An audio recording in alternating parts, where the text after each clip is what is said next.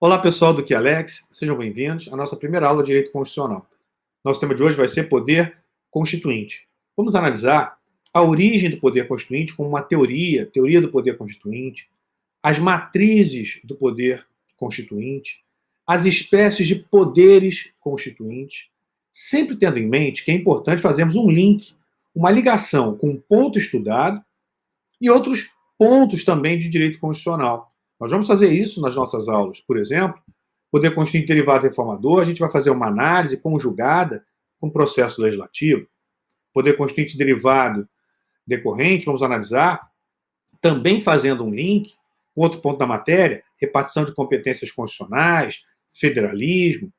Poder constituinte difuso, também vamos fazer uma ligação com a hermenêutica constitucional. Poder constituinte supranacional, com tratados internacionais. E isso em todos os pontos de direito constitucional, porque vai otimizar o estudo de vocês, vai facilitar a compreensão e a assimilação do direito constitucional de uma forma mais completa.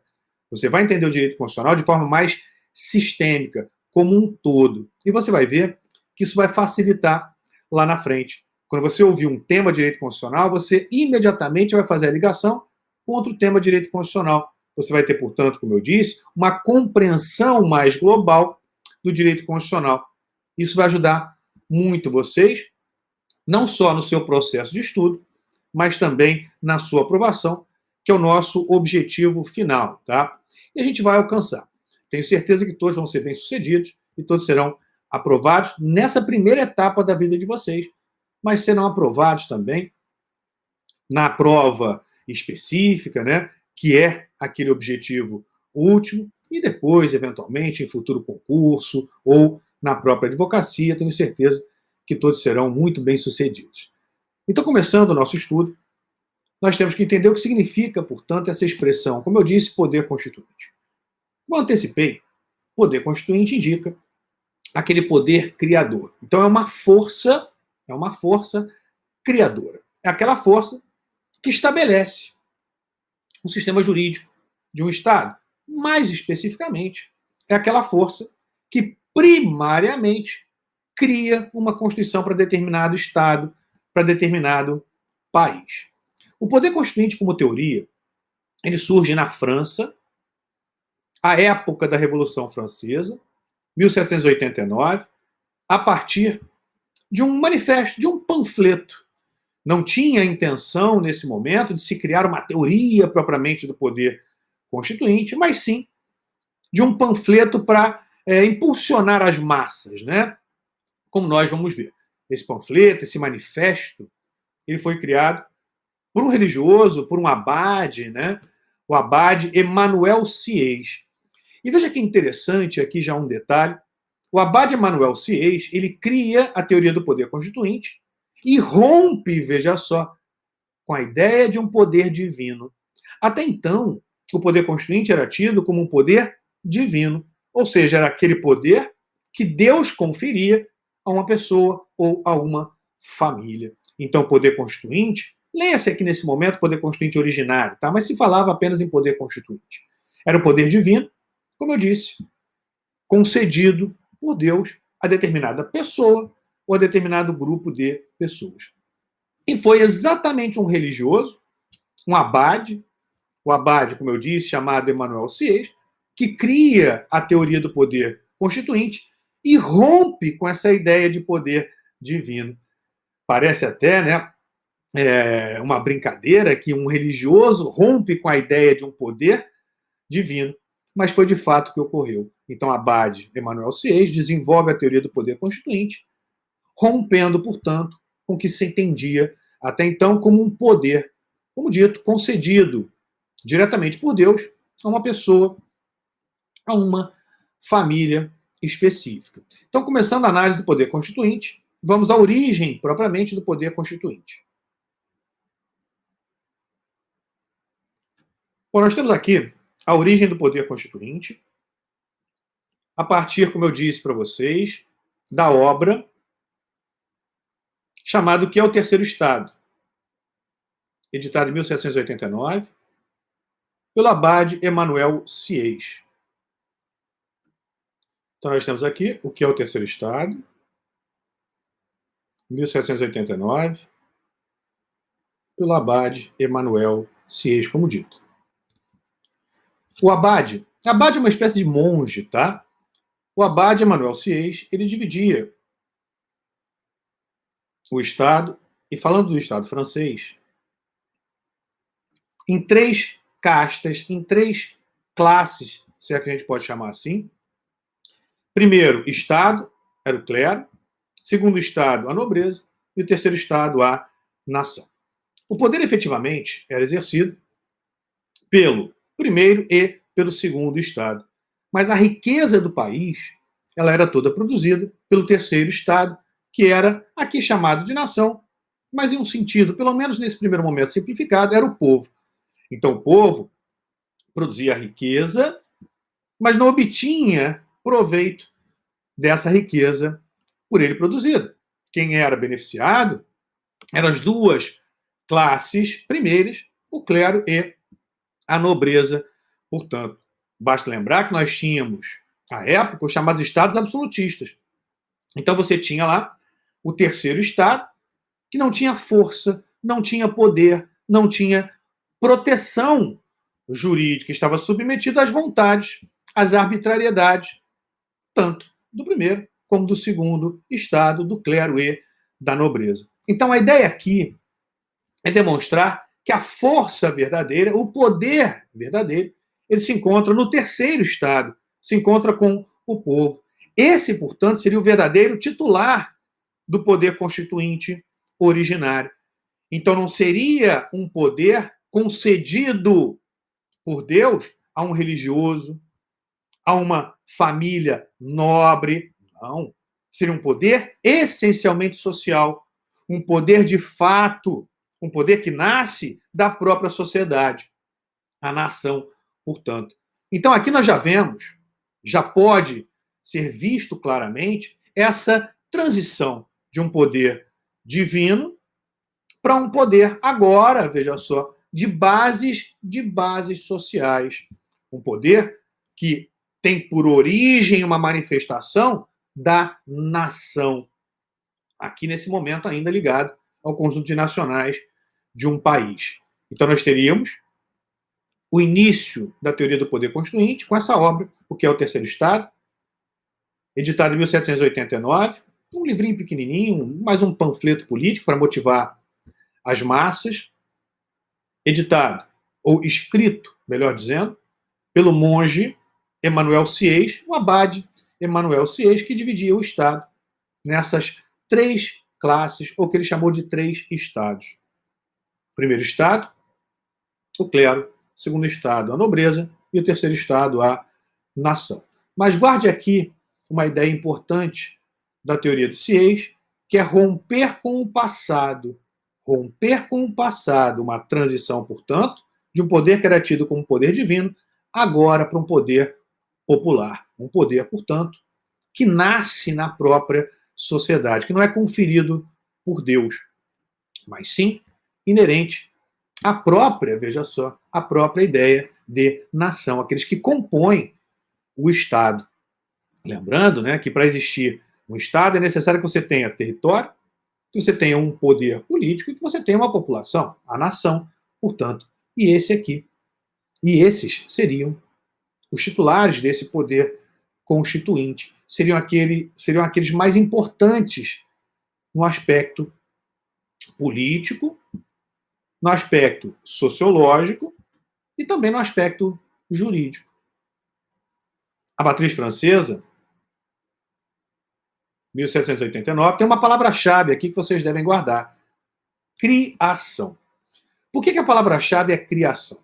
A ideia, como eu disse, é romper com o passado e criar algo novo. Criar um novo paradigma político, social, jurídico, no nosso caso, mais especificamente, jurídico, mas romper, portanto, com o passado. Então, a matriz francesa, a palavra-chave que você deve guardar é criação. Essa matriz francesa tem algumas características importantes que merecem destaque. A primeira delas, como eu disse, rompimento com o passado e a criação de um novo paradigma jurídico. Transição do poder divino para o poder popular. Substituição de Deus pela nação. Entendia esse poder constituinte, leia-se poder constituinte originário. À época não se falava poder constituinte originário, era só poder constituinte, mas entenda-se poder constituinte originário. Então ele teria uma natureza extrajurídica. Ele seria um poder de fato. Olha aqui um detalhe importante. A partir do momento em que você diz que o poder constituinte, leia esse poder constituinte originário, é um poder popular, o povo, portanto, se manifestando, o povo em movimento, se manifestando e criando uma Constituição, estabelecendo um sistema jurídico, o próprio povo, a manifestação do povo, o povo em movimento, o povo em ação, é que cria o direito. Então veja que o direito, ele seria fruto de uma manifestação social. Teria bases, portanto, sociológicas. Então, o poder constituinte, como eu disse, poder constituinte, leia-se poder constituinte originário, seria um poder de fato. Isso baseado na matriz francesa. E teria como características ser um poder inicial, ilimitado e incondicionado.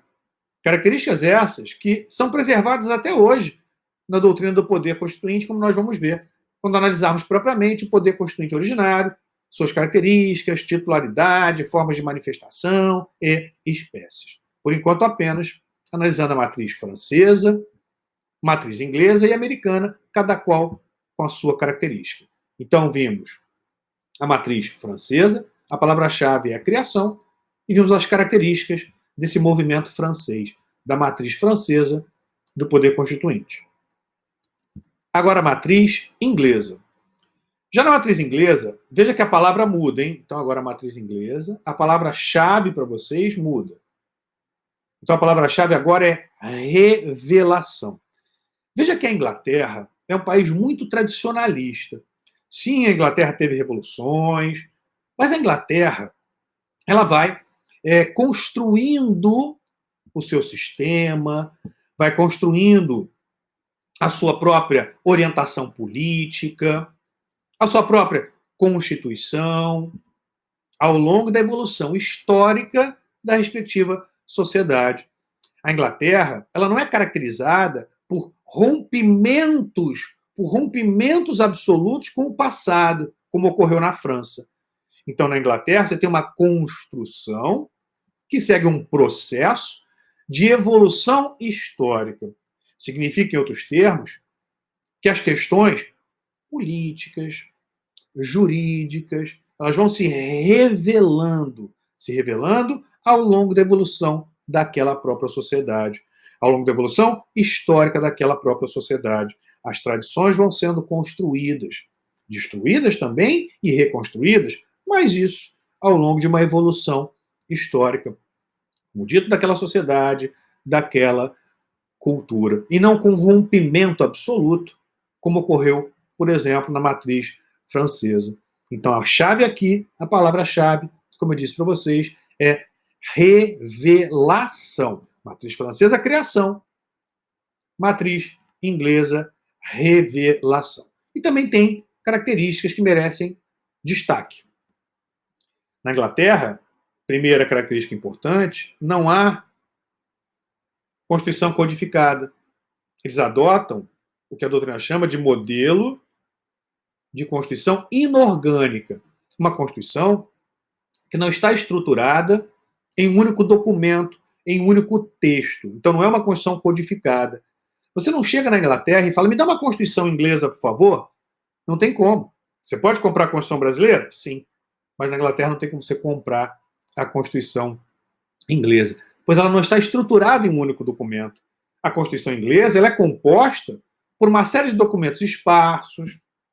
Também faz parte do sistema constitucional inglês os costumes, como eu disse, a tradição consolidada daquela respectiva sociedade, decisões judiciais integram todo o sistema jurídico constitucional que compõe o que se chama de Constituição não escrita, de Constituição não codificada, de Constituição inorgânica. como dito. Então, Constituição costumeira, mas aqui um pequeno detalhe, não é estritamente costumeira, tá? Existem documentos escritos na Constituição, na chamada Constituição inglesa. Então, não escrita, não codificada.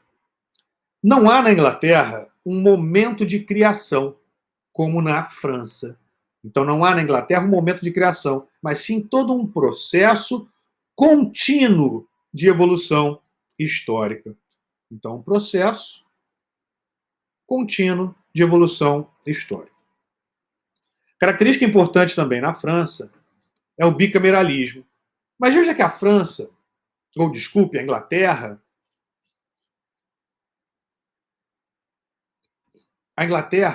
em relação à estrutura